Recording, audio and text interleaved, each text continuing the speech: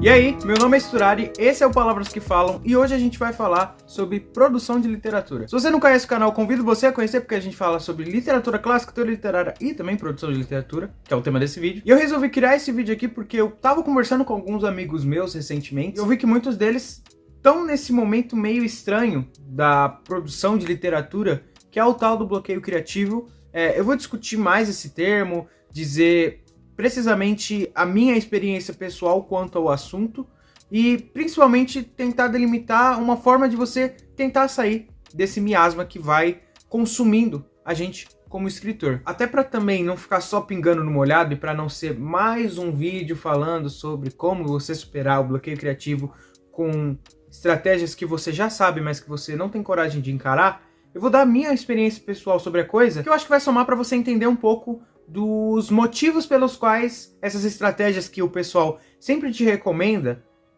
são muito importantes. Uma coisa que eu gostaria já de delimitar nesse vídeo também é entender qual que é o público-alvo dele, para quem que eu tô fazendo. E eu tô fazendo especificamente para escritores. Então, se assim, você tá procurando ali uma ajuda para você fazer uma produção de um projeto, seja na sua empresa, ou seja algum artigo específico, não necessariamente voltado à produção artística, talvez esse vídeo não vai servir muito. E também um avisinho super rápido também. Primeiro, agora tem vídeo toda sexta, eu acho que eu não falei isso na introdução, e eu dei uma organizada nas playlists do canal, então se você é novo e tem muita gente nova chegando no canal, afinal esse canal, apesar de ter 6 meses, ele é um canal que tá num processo de crescimento, obviamente. E claro que a minha vontade é fazer uma manutenção dessas playlists para não deixar largada, como tava até pouco tempo atrás. Então, se você é novo, quer ver ou consumir algum tipo de conteúdo específico, tem lá as playlists. Tem alguns vídeos que vão ficar soltos assim, que não vão estar em playlist nenhuma,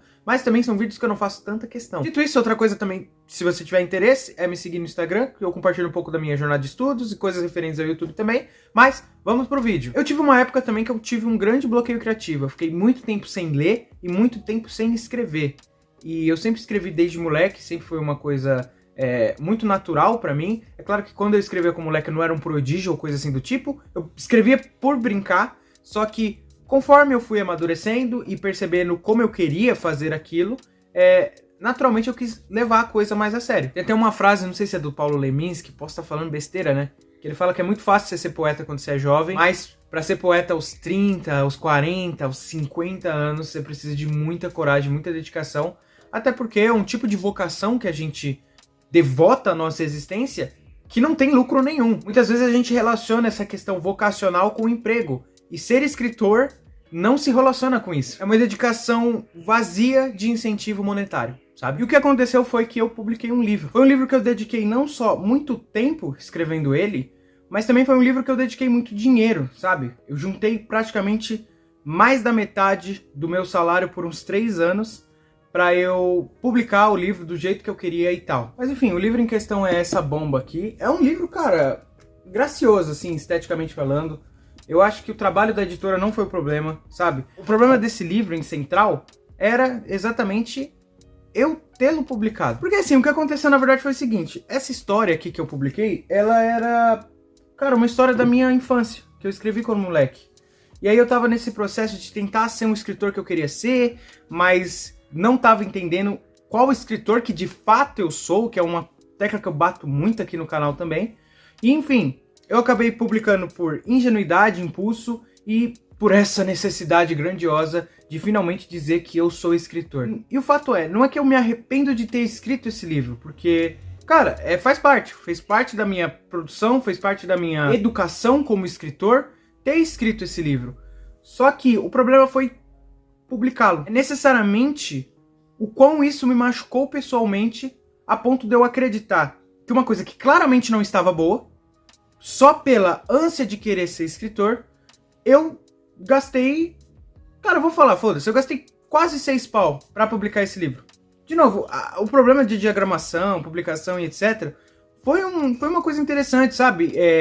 Teve vários artistas trabalhando no assunto e tal, mas o problema não era pra esse livro ter sido publicado, né? Não tinha por que esse livro ter sido publicado. Não sei por que eu escrevi esse livro. Eu não era escritor na época ainda. Mas hoje, sem ter livro escrito, eu me considero infinitamente mais escritor do que aquele Sturari lá do passado que publicou esse livro com um livro dizendo que era escritor. Eu acho que aqui é um ponto já interessante pra gente notar.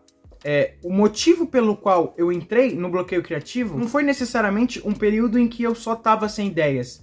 Foi uma coisa pessoal e sentimental que me tocou. Porque eu fiquei muito angustiado, porque eu fiquei muito depressivo. Porque eu gastei 6 mil reais pra publicar uma coisa que em questão de 2, 3 meses eu percebia que não era boa, sabe? E por isso que eu não gosto nem de usar esse termo de bloqueio criativo, apesar de eu ter até colocado no título pensando justamente nessa questão de alcançar mais público, porque parece que é um bagulho automático, parece que é um bagulho muito industrial. E produção de literatura não é simplesmente 2 mais 2 dá 4, sabe? Não é tão automático assim, não é tão formular assim. O que eu tô querendo dizer com isso aqui? O bloqueio criativo, como a gente chama vulgarmente, nada mais é que uma desmotivação pessoal nossa para produzir algo em que a gente não vê mais sentido. Não necessariamente você precisa chegar ao ponto que eu cheguei de ter gastado 6 mil reais para publicar um livro que não me representa como escritor. Mas muitas vezes isso acontece justamente porque a gente tem uma desmotivação muito grande para produzir isso. E sinceramente, essa desmotivação que você vai começar a nutrir nesse período de bloqueio criativo, ela não é infundada. Afinal, por que a gente escreve tanto? É verdade, cara, que não tem muito bem um porquê. Às vezes, se você tiver até algum ideal naturalista na vertente da sua produção, você pode até pensar, ou realista, alguma coisa assim, você pode até pensar que você tem essa necessidade de querer investigar os caracteres, os personagens, ver situações e etc e tal, mas isso não é o caso da maioria. A gente escreve pelo mesmo motivo que a gente respira, sei lá. Por que você respira? Sei lá, eu respiro porque senão eu vou morrer. Eu escrevo porque faz parte de mim, alguma coisa tem que sair daqui. O período que eu entrei na USP para fazer letras, português obviamente, foi exatamente o período em que eu tinha acabado de publicar meu livro, então eu tava nesse período exatamente em que eu não tava produzindo nada. E o primeiro ano da USP, em letras, você faz um curso chamado ciclo básico, né? Que são matérias essenciais que eles consideram, que, enfim, pra mim, querendo ou não, era um pouco pingar no molhado, porque eu já tinha feito um ano de curso de letras em outra faculdade, no Instituto Federal de São Paulo. Só que quando começou o curso de letras de fato, eu entrei na primeira cadeira de literatura brasileira. Essa cadeira, ela tentava contemplar muito bem, no âmbito da literatura, o que foi o modernismo brasileiro. E o maior expoente do modernismo brasileiro na literatura brasileira foi o Mário de Andrade. Claro, você teve ali o Manuel Bandeira e o Drummond, que são outros grandiosos escritores, só que são escritores que eles começam a escrever antes do modernismo, sobrevivem ao modernismo e continuam escrevendo depois do modernismo. O Mário de Andrade, ele parece que nasce no modernismo, assim como o Oswald de Andrade também, só que o Mário de Andrade é infinitamente superior ao Oswald. Eu gosto do Oswald também, mas o Mário é absurdo. Eu era um leitor que não gostava de modernismo, achava tosco. Esses caras não sabem fazer arte, sabe? Boçalidade, eu era um boçal. Você vê, é esse cara que escreveu esse livro aí, eu era esse boçal. Por quê? Você pode não gostar do Mário de Andrade, das poesias do Mário de Andrade, e eu, particularmente, não sou fã assim do Mário de Andrade, sabe? As poesias do Mário de Andrade que eu gosto é as que ele tá mais pra morrer, assim, no final da vida dele. Mas não tem como negar a importância desse homem. Uma notícia boa pra mim, foi exatamente nessa época que eu voltei a escrever. Eu tava inspirado por essas ideias modernistas, mas ainda com o pé no chão, baseado nas coisas que eu queria, mas eu tava mais despirocado. Depois, o outro semestre que eu tive, a gente estudou o pós-modernismo.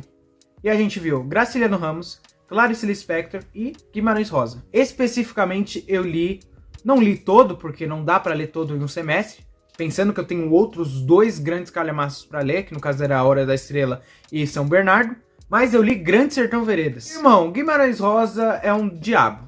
Todo mundo que leu Guimarães Rosa, parece que uma parte do Guimarães Rosa fica dentro dele. Porque o Guimarães Rosa, ele tem uma coisa como escritor que eu acho que eu nunca vi em nenhum outro escritor. Ele parece que resume por completo o curso de letras. Assim, em toda a sua natureza. Tanto na natureza filosófica, tanto na natureza linguística, tanto na natureza artística. Ele resume o curso. Se pegar o Grande Sertão Veredas, é o curso de letras ali, sabe? Nossa, foi outra bomba, assim, também, que, de novo, escritores que eu nunca pensei em ler, né? E nessa época, vale ressaltar, eu só lia quem? Os clássicos, velho, Shakespeare, só lia poema de fulaninho do século XV, lia Petrarca, lia Dante, lia as tragédias gregas, que eu gostava muito, lia, sei lá, um Poe, Lovecraft, enfim, sabe? Sempre o mesmo ciclo, as mesmas pessoas que eu já estava muito confortável a ler. E aí o curso me obrigou a ler uma galera que é excepcional como escritor, que incomoda e que me fez ter uma nova visão. Quero dizer, para você sair do bloqueio criativo, você precisa entrar no curso da USP? Não é isso que eu quero dizer. Mas você repara como eu tive que sair da zona de conforto?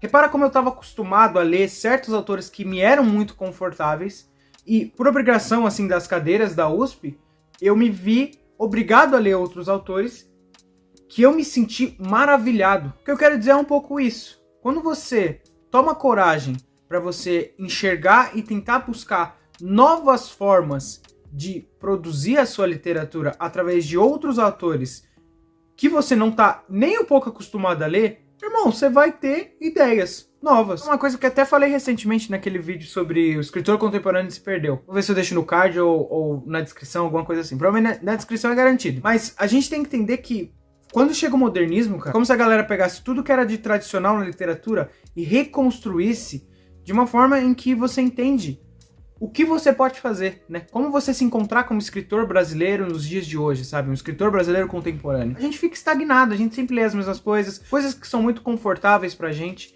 E, cara, eu não tô dizendo que o fato de você ler coisas confortáveis não é necessariamente você só tá lendo, por exemplo, livros contemporâneos de fantasia bobinhos. Mano, às vezes você já tá acostumado a ler, por exemplo, Shakespeare, que, cara, Shakespeare não é fácil, não é um escritor tranquilinho pra ler. Mas o fato de você ter lido tanto Shakespeare que é confortável para você ler mais uma peça do Shakespeare do que encarar Sagarana do Guimarães Rosa, do que encarar um livro de poesia do Manuel Bandeira, do que encarar o prefácio interessantíssimo do Mário de Andrade. Eu acho que eu vou até fazer um vídeo expandindo um pouco mais essas ideias, mas ultimamente eu tô sentindo muito que a literatura, ela não tá aí só pra dar um prazer simples. Ela tem que incomodar, tem que ser desafiadora pra dar um prazer intelectual pro indivíduo. Então, se você tá muito acostumado a ler contemporâneos e tá nesse bloqueio criativo, eu acho que é hora de você olhar um pouquinho para trás e ver os clássicos que podem lhe ser úteis. Assim como você que só lê, sei lá, trovadorismo, só lê quinhentismo, só lê renascimento, só lê romantismo, só lê Shakespeare, whatever. Acho que tá na hora de você fazer o processo contrário. Dar uma olhada no que a modernidade pode te mostrar. Fazer essa troca é muito importante porque, de novo, como eu disse no último vídeo também sobre o escritor contemporâneo se perdeu, vai ver esse vídeo que eu explico até melhor. Mas eu falo justamente essa questão que hoje a gente tem um privilégio para ser escritor muito grande, que a gente pode ler tudo sem preconceito. A gente pode pegar o que tem de melhor lá atrás, pegar o que tem de melhor do contemporâneo, pegar o que tem de melhor do modernismo, pegar o que tem de melhor do realismo, enfim, pegar o que tem de melhor de tudo para criar uma obra especificamente perfeita. A gente tá num projeto assim, cara, artístico maravilhoso. E, cara, sinceramente, eu não tenho nem outras dicas pra dar pra você em relação a como sair do bloqueio criativo.